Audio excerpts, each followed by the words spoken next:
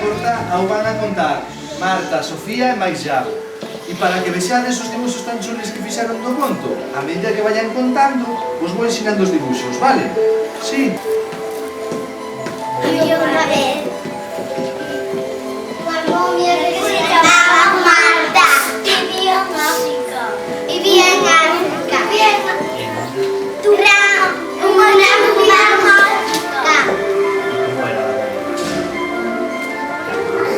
Marta, malísimas. Porque le pegaba os nenes. Le entraron na gran pirámide de 5 nenos. Unha linterna. Un escuro. Xa que estaba todo moi oscuro.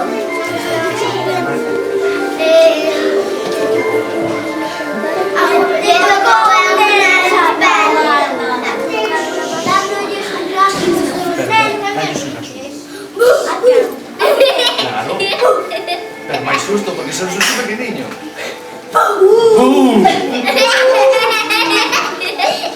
E que lle pasa que fixeron os nenos?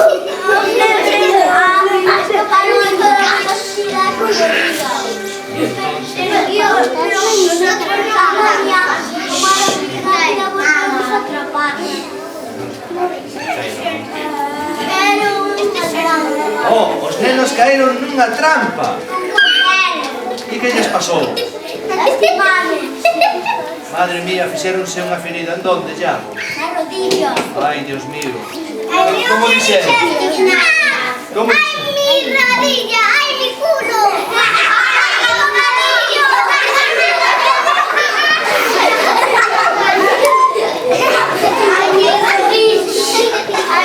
Entonces, os nenos que fixeron agora? Que si se portaba mal, chamamos a policía. E a momia Marta que fixo? Voy a decir una cosa para la policía. A policía. No caché que hacían cuando se ha rematado. Muy bien. Muy bien.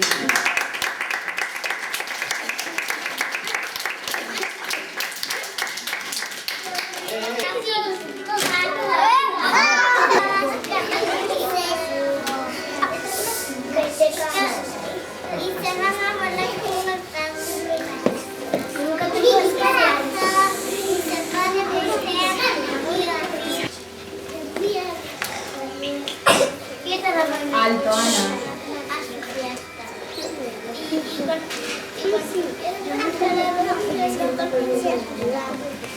Pero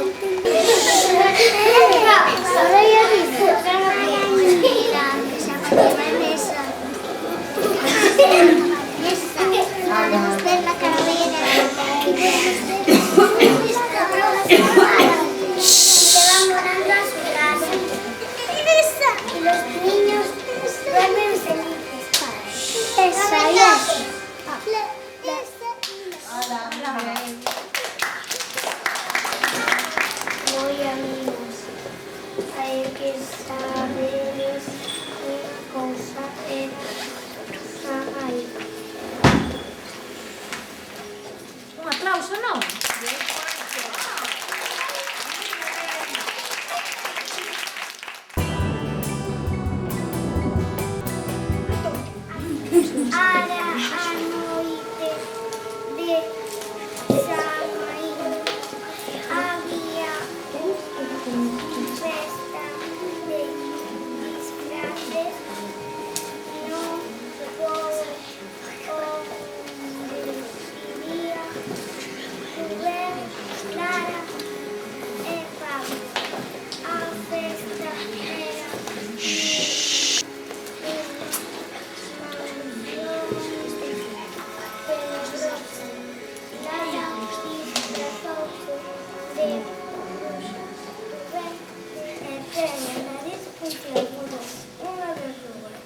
Todos os nenos e nenas que tiñan medo. As noites de Samaín foi a casa de Xoán. Uns nenos buenos como os quería moito Así que foi a casa da bruxa e mordeuna no cuerno que berraba o can. Colleu unha Miraba pasar sempre desde a fiestra, así que un día Juanín decidiu entrar naquela extraña casa.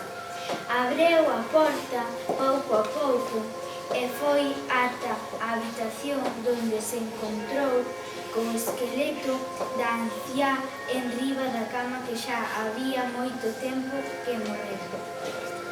Aquelo cheiraba que apestaba. As ratas andaban por todos os lados, os murciélagos batíanse ás paredes.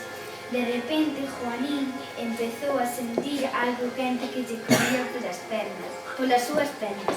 Ata os zapatos estaban mexando por si. Deu media volta e non vía camiño do que corría. Por o camiño aparecíanse de fantasmas, esqueletos e todo tipo de cousas que vos poidades imaginar. Cando de repente a nai de Juanín entra na súa habitación e dite: "Levántate, Juanín, que hai que vestirse para ir á escola". E como está a cama mollada? Juanín desperta e di: "Menos mal que todo foi en solución". Soleada de outubro, na que Paula, Ana, María e Lorena foran de viaxe a Francia. Ali foron de festa todas xuntas e pasaron por un labirinto que estaba feito ao lado dun cementerio. Elas entraron no cementerio porque Paula tiña un tío ali enterrado. Nese cementerio estaba enterrado un feo camareiro que tiña un bar a 5 minutos de ali. Aquel labirinto era o seu sitio favorito cando era un rapaz. Chamábase Draculín. Draculín esperta todas as noites dende xa morte, e iso que hai 500 anos que morreu. Fíxose de noite e Paula e as súas amigas asustados, porque o cementerio pechara.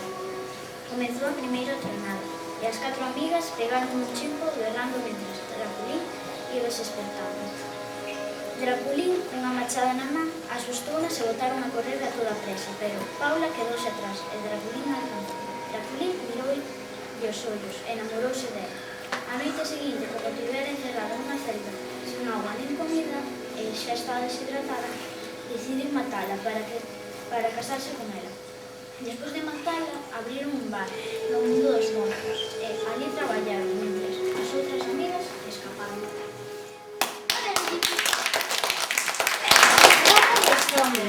Hai 500 anos na vila de Noia ocorreu un dos feitos máis terroríficos da historia. Velaquí está escrito: lede e saberédelo. Hai 500 anos a Fraga de San Xusto chegou o monstro Quetacóntilus co seu exército de zombis. El era o monstro máis temido de toda Galiza naqueles tempos. A Quetacóntilus dirixese cara a Noia. Tiña o propósito de asasinar aos noieses para ampliar o seu exército. Mentres, en Noia atardecía e todos estaban tranquilos. Agás, Xoán e Dani, que dende facía uns días estaban moi inquedos. Acostumaban despertar quixándose de que tiñan pesadillos, mareos e cousas así. A seus pais parecíalles moi estreno crear o monstro de rozar. Debe de esquentar moitas pedras para despois ver un as unir. Para facer unha espada para ti e para mí. Misturar un gran con ingredientes e mergullar aí a espada, pero está de ben pendentes. Pero un aviso, se sodes dous, o dobre caíso. Como Xoán e Dani comprobaron que seus pais non lles facían caso, volveron a seu cuarto. Allí viron a notiña e, como eran moi curiosos, leronla. Ainda que lles pareceu un pouco raro, pedíronlles a seus pais. A mami encantado, era así unha noite de los treos. Laura Vampires estaba soa no castelo, e moi asustado, porque o seu amigo Lucas non estaba con ela. Lucas apareceu esa mesma noite e deu un susto. Laura, asustada, e ela xa meteuse no cuarto e pechouse con tanta forza que a chave caeu. Lucas buscouna por todo o castelo, ata que tocou unha porta sen chave. Mentras Lucas a buscaba, Laura estaba no cuarto dos xoguetes, no que había unha momia que cobrou vida. De súpeto, Lucas abriu a porta e Laura saiu correndo. E ao ver quen era abrazoume e contoulle que había unha momia na habitación. Entonces, cando todas as persoas volveron á normalidade, Laura e Lucas volveron a outras terras e viviron felices vidas.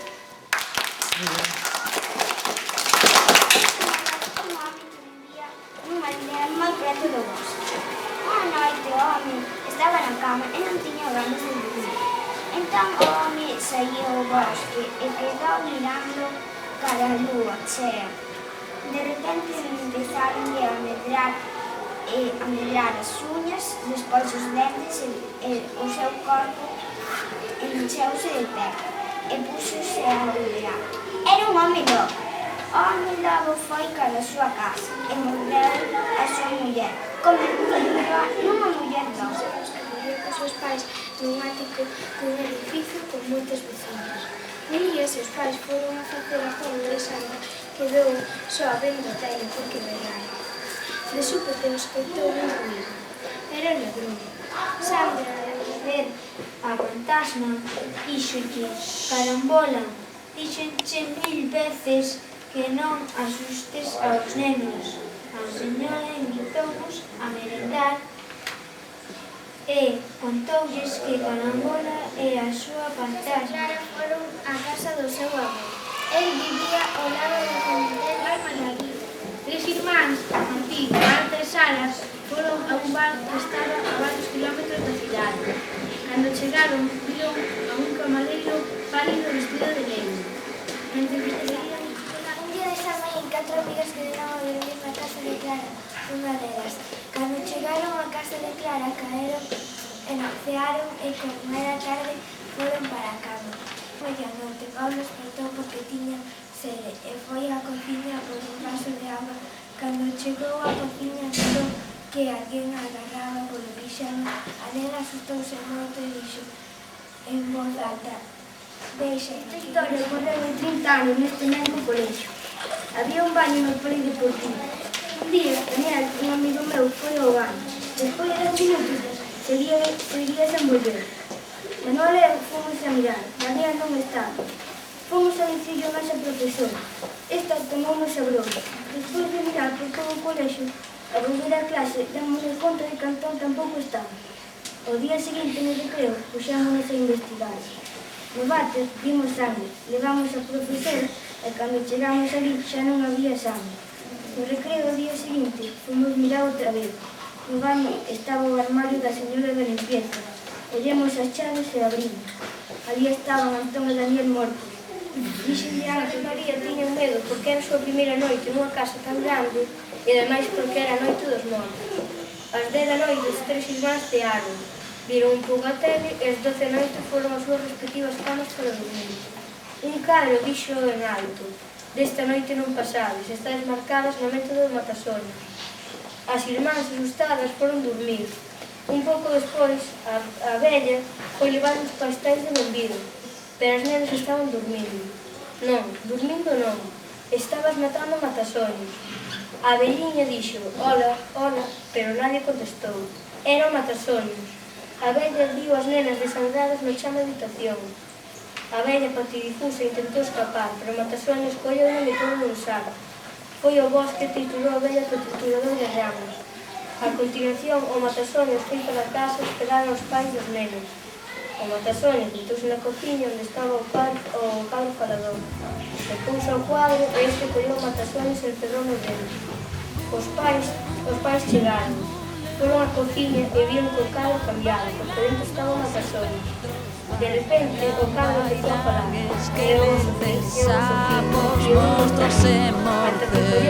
Bailan, bailan as fantasmas, monstros, bruxas e curuxas. Bule, bule, que ainda é cedo e hoxe toca pasarme.